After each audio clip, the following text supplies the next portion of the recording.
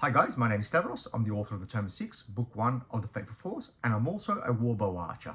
Now, in this video, I'm going to present a compilation of about 14 or 15 different armor tests using medieval warbows, as well as crossbows, against medieval plate armor. Now, a lot of the people that are familiar with this subject have probably seen Todd from Todd's Workshop's video, Arrows versus Armor, and while he wasn't the first to do this kind of test, he's brought a lot of more mainstream attention to the subject of whether, these fantastic weapons from the past were able to penetrate the armor of the past, specifically what we call knightly armor or full plate armor.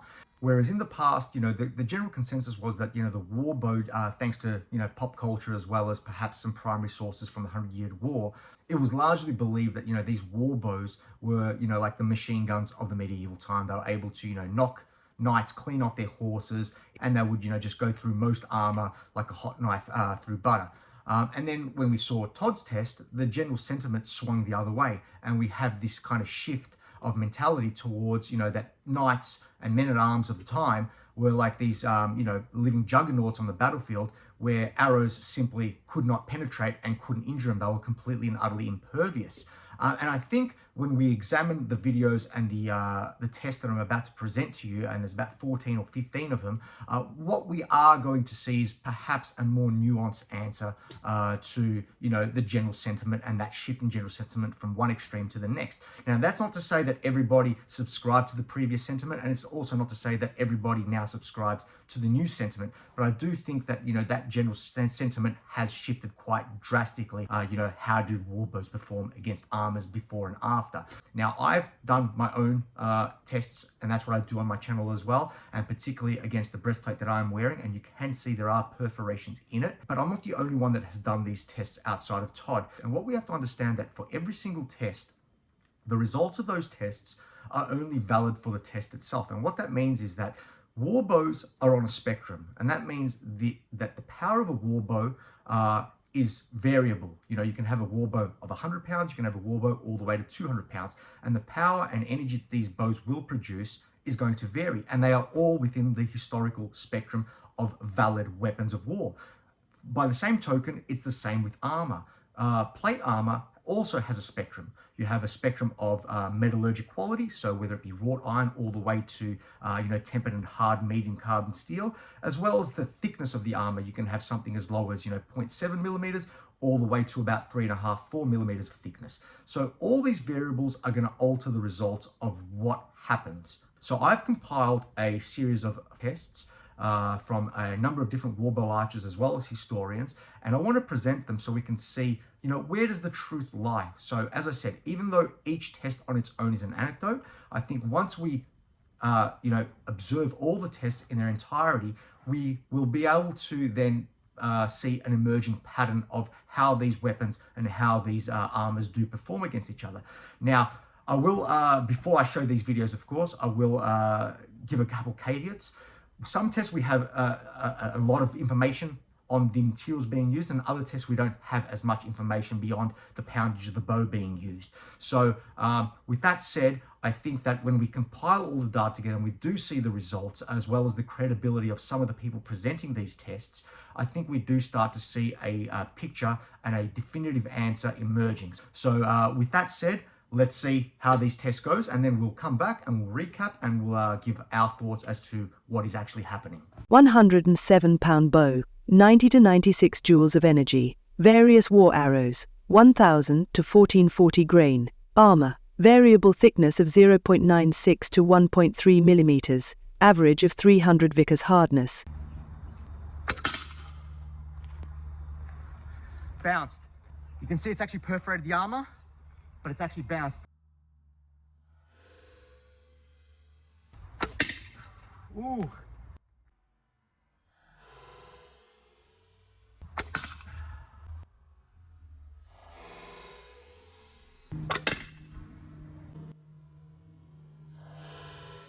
Okay, so I've taken the breastplate off and I've put the arrows back into the holes that they have created. You can see with the Cressy there, we're looking at about maybe an inch and a half penetration, but I've checked the gambeson, that's not penetrating the gambeson. The needle though has gone a little bit deeper. That's probably about 2 inches of penetration. It doesn't appear to have pierced the gambeson though. It appears that it hit the gambeson and then it bounced out. Now, maybe the armor did rob it off enough energy that it wouldn't penetrate the gambeson. It could be also a factor of the ballistic gel being a little bit resilient, and it does create a bit of that rebound factor. For context into the ballistic gel that I do use, here I am using a 15th century dagger hammer, and I strike the ballistic gel quite hard, and you'll see it that it bounces. The ballistic gel is a 20% NATO gel, and it's very, very resilient, far more resilient than human flesh. But even so, let's just say that that was the absolute full penetration of the through the plate, you know, and this is domed, so it actually sits off the torso. I can put my hand in. There's at least a hand in there, plus the gambeson, thickness of the gambeson. I actually think that that has defeated the arrow. So I think, I mean, even if we were being generous the other way around, there's probably again one arrow that would have caused a minor wound with this armor. 130-pound longbow, unknown power. Bodkin arrows, unknown weight. Armor, unknown quality. Real. There it is.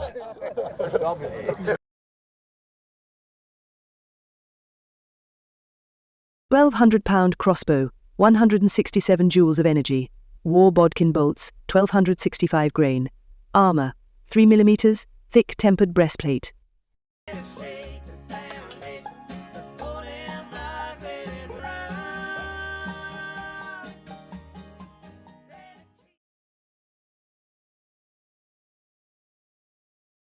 £1,250 crossbow, 370 to 380 joules of energy. War bodkin bolts, 4290 to 4400 grain. Armor, 2 mm tempered breastplate.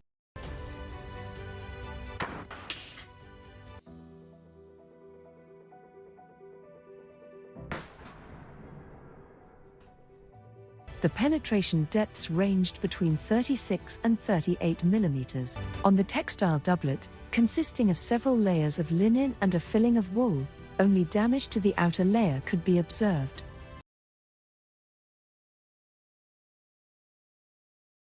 £150 longbow, unknown power. Bodkin arrows, unknown weight. Armor, munition quality, non-hardened steel, unknown thickness. I've invited champion bowman Mark Stretton to come along. It takes 150 pounds power to draw his bow fully. On the firing range, a Doppler radar records the exact speed the arrow is travelling.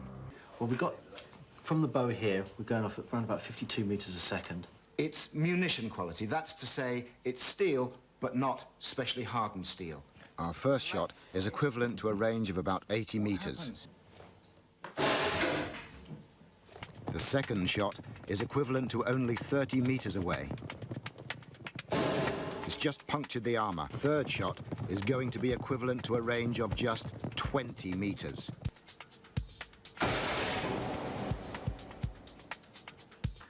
Look at that. Yeah, it's gone past the shoulder and gone right in there.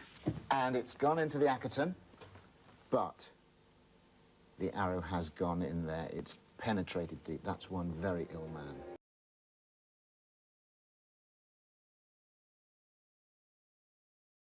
£150 longbow, 123 joules of energy. War bodkin arrows, 1235 grain. Armor, 2.5 mm, medium carbon steel, non-hardened. Oh!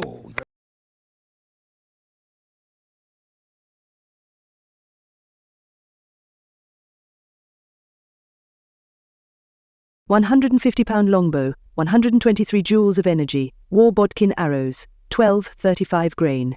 Armor, 2.5 mm, low carbon steel. Oh. Right on the breastplate. Yeah. Oh! Nicely done.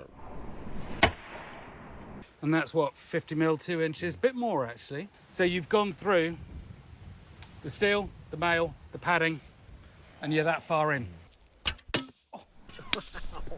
Oh. Oh.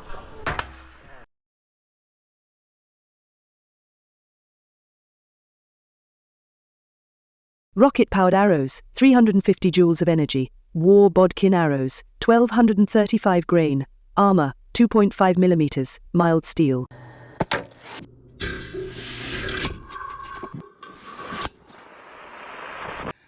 It's gone through. 2.5 mil thick. It's gone through round about 30 millimeters, inch and a quarter, something like that. Probably not really putting the guy in danger, but there were weaker breastplates than this.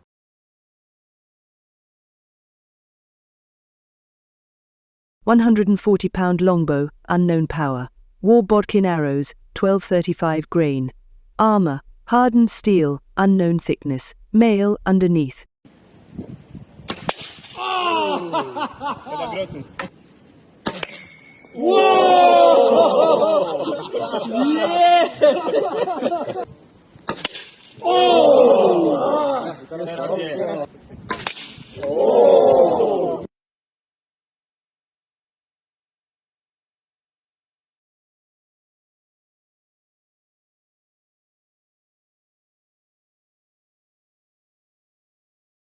£976 crossbow, 117 joules of energy. Needle bodkin bolts, 1388 grains.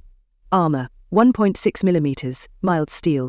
Now onto the heavy crossbow. This one has a draw weight of close to 1,000 pounds. We got some holes here, but the wearer would be perfectly fine.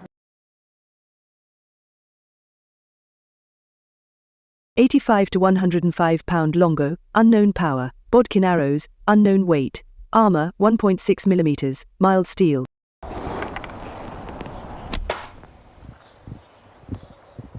anyone wants to know how strong this breastplate is, we punched a hole, but it wasn't able to penetrate.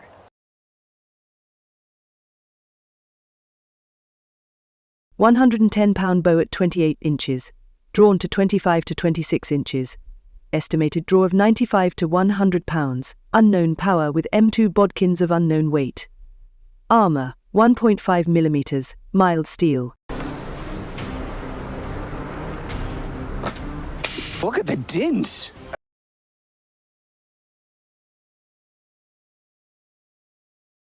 £155 longbow, unknown power. Bodkin arrows 1500 grain. Armour, 1.3 millimeters, hardened steel. This came from Arm Street. Just kind of want to see the differences between a hardened steel and a mild steel when it comes to the impact of an arrow.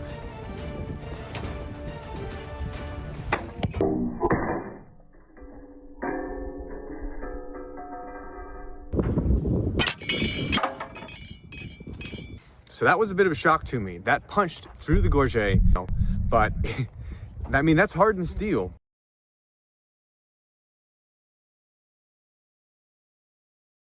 £140 longbow, unknown power. War bodkin arrows, unknown weight. Armour, unknown quality. Male, underneath.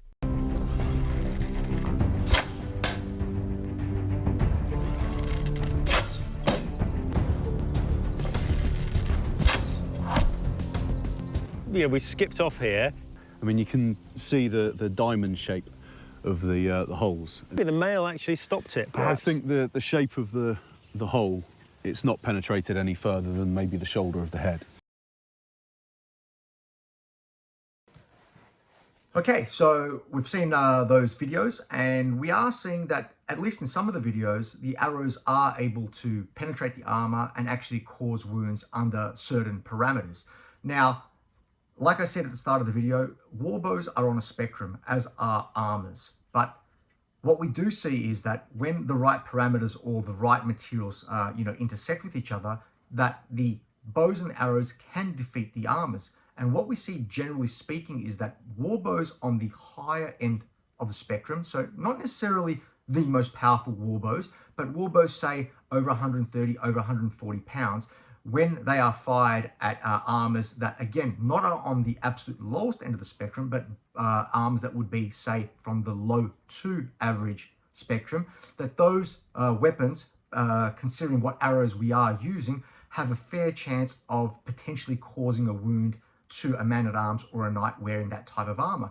And I'm going to cite my own test as an example for this. So we saw that obviously in the video. And so I've got the breastplate here with me, and I was able to perforate this armor multiple times with my warbow. Now, my warbow is a 107-pound warbow. It produces between 90 and 97 joules of energy, and I used 3 different types of arrows, and all types of arrows were able to penetrate the plate. However, only really one arrow was able to potentially cause a wound to a soldier that would have been wearing this breastplate with that gambeson underneath. However, what we also have to consider is that even though I'm using a 107-pound bow, we are loosing the arrows at a 10-yard range. So my bow is in fact simulating probably something close to what, 130 to 140-pound bow at a 50 to 60-yard range against this specific type of armor. And we actually saw a little bit of that phenomenon in the Mike Loads video, where when they went out to when they were simulating, I should say, Mark Stratton's bow at 80 meters and 30 meters, they were able to perforate the armor, but they weren't able to penetrate all the way through to, I believe they were using ballistic clay. However, when they went to 20 meters, they were then able to penetrate the armor, the Agincourt, as well as the ballistic clay, and cause what looks to be a quite significant wound. Now, whether it's fatal or not, I don't know, but it certainly would have caused a significant wound. And I think that's where the truth lies. And I think that, you know, bows that are above average and towards that higher power, I believe that in the medieval context, they had a fair chance of penetrating armors that were on the average to lower end of the spectrum. So when we look at the primary sources, particularly with some of the accounts from Agincourt, it starts becoming believable. You know, the accounts where the English were saying that, you know, they were penetrating the French plate, they were killing and maiming and wounding not just men but horses as well. And I'm going to give a big thank you to one of my followers, Eric Ronald Fossheim. I apologize if I am pronouncing his name wrong, but he has provided this information. He's been a really big contributor in the Medieval English Martial Arts Facebook channel, and all these primary sources were provided by him. And I think that, you know, after we've seen all these videos, we are generally seeing that plate is proof against warbows in general, as well as the heavy crossbows. However, as I said earlier, when we have particularly powerful bows against, say, average to below average armors, this is where the bows start becoming effective. And that's not considering, of course, you know, the lucky shots when arrows do circumvent the plate, which we've seen on multiple tests, including mine, including Todd's test, where, you know, the arrows can go through the shoulders or the bellies underneath the plate, or wherever that may be in the articulations, you know, that aren't plated. So I hope you enjoyed this video. I hope this gave us, you know, some more information on the subject of arrows versus armor. You know, I know that, you know, a lot of people do follow this subject quite diligently, but I thought I would, you know, compile all these tests together, get my research, and put that on this video so that we can have like this almost one-stop shop of a quick reference of, you know, arrows versus armor, so we can get a better understanding of how these weapons and how these armors interacted with each other. So I hope you enjoyed this video, and if you did, please like, subscribe, and hit that bell notification so that you're always informed as to when I'm dropping my next video. And thank you again for watching, and stay tuned for my next video.